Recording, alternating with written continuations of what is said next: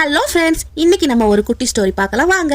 ஒரு காட்டுக்குள்ள 2 அணிலுங்க ஃப்ரெண்ட்ஸா இருந்தாங்களாம். ஒரு அணிலோட பேர் புத்தி, இன்னொரு அணிலோட பேரு மத்தி. புத்தி எப்பவுமே கடவுள் நம்பிக்கையோட இருப்பானா, ஆனா மத்தி அதுக்கு ஆப்போசிட், எப்பவுமே அதாங்க கடவுள் நம்பிக்கை இல்லாம இருப்பானா. புத்தி எப்பவுமே கடவுளுக்கு நன்றி சொல்லிக்கிட்டே இருப்பானா.